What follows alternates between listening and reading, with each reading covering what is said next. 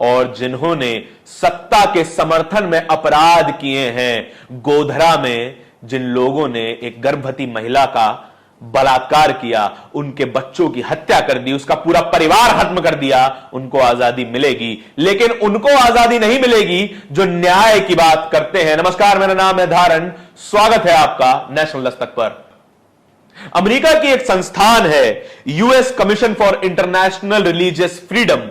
Godhra rights में बिल्किस बानो के साथ जो अपराध हुआ, जो उनका बलात्कार किया गया और जिन्होंने यह अपराध किया, उन 11 अपराधियों की रिहाई पर कंडेम्पशन जताया है, भत्सना की है। यह इमेज हम प्रोजेक्ट कर रहे हैं अमेरिका जैसे देशों के सामने, जो कि रिलीजियस फ्रीडम का परचम लहराते हुए फिरते हैं। हालांकि उनके पास भी कुछ कम समस्याएं नहीं हैं, लेकिन समस्याएं हमसे कम हैं। यह बात हमें समझने की जरूरत है। यह वही अमेरिका है जहां पर नमस्ते मोदी जैसा भव्य कार्यक्रम होता है और मोदी मोदी के नारे लगते हैं, और वही अमेरिका आज भारत की बुराई कर रहा है। इससे हमें फर्क नहीं पड़ेगा, क्योंकि हमें इंटरनेशनल रिलेशंस के नाम पर वोट उठाने की आदत पड़ गई है। अब यह समझिए, अगर इंडिया पाकिस्तान का मैच हो रहा है तो उसमें चेयर लीडर को क्या फर्क पड़ता है? वो तो जो भी छक्का मारेगा, जो भी आउट होगा, वो तो पॉम पॉम हिलाएंगे ही। जो एनआरआई है वो चेयर लीडर है, वो यहां पर रहते नहीं है, यहां वोट नहीं देते, यहां की समस्याएं झेलते नहीं है। इसीलिए मोदी मोदी के नारे लगाते हैं जब भी मोदी विदेश जाते हैं। लेकिन जब ऐसी घटनाएं सामने आती हैं, वो व्हाट्सएप वाले एनआरआई अंकल गायब हो जाते हैं। अब वो पत्रकारों से भी सवाल है जो निर्भया कांड के दौरान जब उन अपराधियों को बार बार माफी मिल रही थी, बार बार पीआईएल लगाई जा रही थी, बार बार रिव्यू पिटीशन लगाई जा रही थी कि इन्हें फांसी ना हो, तो मगरमच्छ के टेसुए बहा रहे थे। वो रुबिका लियाकत कहां है, वो चित्रा त्रिपाठी कहां है, जो टीवी पर चिल्ला चिल्ला कर कह रही थी कि इन अपराधियों को फांसी होनी चाहिए। लेकिन जिन अपराधियों को उम्र कैद की सजा हुई, उन्हें 20 साल में ही बाहर कर दिया गया, आजादी दे दी गई। लेकिन जेल में कौन है? जेल में 2 लोग हैं। वो 2 लोग हैं संजीव भट्ट, वो आईपीएस जिन्होंने गोधरा कांड का सच बाहर निकाला था और कहा था कि ये रिलीजियसली मोटिवेटेड राइट्स थे। जेल में वो हैं तीस्ता सीतलवाड़, जिन्होंने गोधरा राइट्स पर जांच करवाने के लिए लंबी लड़ाई लड़ी, और वो दोनों ही जेल में हैं। लेकिन जेल से बाहर कौन है? उस गोधरा राइट्स को अंजाम देने वाले 11 अपराधी, जिन्होंने बिल्किस बानो का पूरा परिवार खत्म कर दिया, उनके बच्चों को मार डाला। उनका बलात्कार तब किया गया जब वे गर्भवती थी।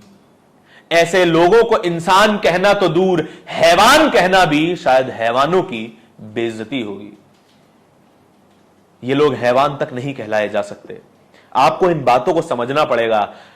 जंतर मंतर पर कल एक प्रोटेस्ट हुआ, देश भर में बिल्किस बानो के मुद्दे को लेकर और इन 11 अपराधियों की रिहाई को लेकर प्रोटेस्ट हो रहे हैं। केरला में प्रोटेस्ट हो रहे हैं, दिल्ली में कई जगह प्रोटेस्ट हुए। हमने कल जंतर मंतर का प्रोटेस्ट कवर किया, वहां पर हमने कुछ सवाल पूछे। सवाल यह था कि वीएचपी जो इन अपराधियों को फूल माला पहनाकर, मिठाई खिलाकर इनका स्वागत कर रही थी, वो मैसेज देना क्या चाहती है? वो महिला ये कहती है कि असल में वीएचपी बताना चाह रही है कि महिलाओं की औकात क्या है। यह शब्द सुनने में बहुत ही विभत्स लग रहा है, लेकिन यह सत्य है।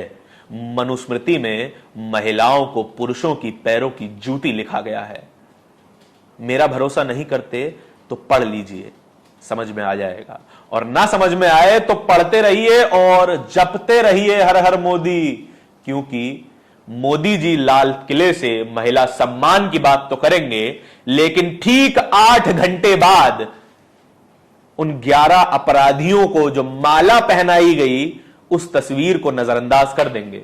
महिला सम्मान की बात महज वोट कैचिंग के लिए है, क्योंकि महिलाएं मोदी जी को वोट खूब करती हैं। मुस्लिम महिलाएं खुश हैं कि 3 तलाक पर कानून आया, हिंदू महिलाएं खुश हैं।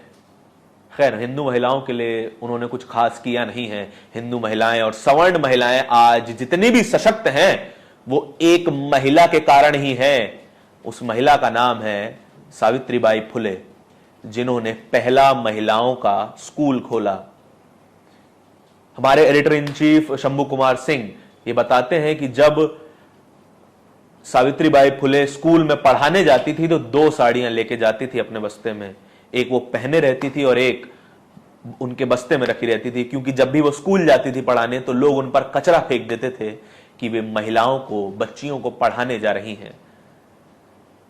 महिलाओं ने ही महिलाओं का सम्मान नहीं किया, आज इसी वजह से ये स्थिति है। लेकिन पुरुषों ने भी कुछ खास व्यवहार नहीं किया है, तो दोषी हर वो व्यक्ति है जो इस व्यवस्था का समर्थन करता है, जो इस महिला विरोधी इस व्यवस्था का समर्थन करता है। एक कोट है, बड़ा ही मार्मिक कोट है, injustice anywhere is a threat to justice everywhere.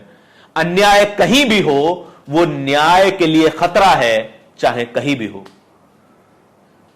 अपनी प्रतिक्रिया जरूर दीजिएगा। धन्यवाद।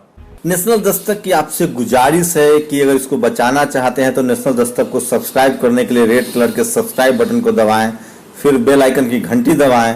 नेशनल दस्तक को बचाने के लिए बहुत जरूरी है कि हर खबर को शेयर करें, लाइक करें, कमेंट जरूर करें।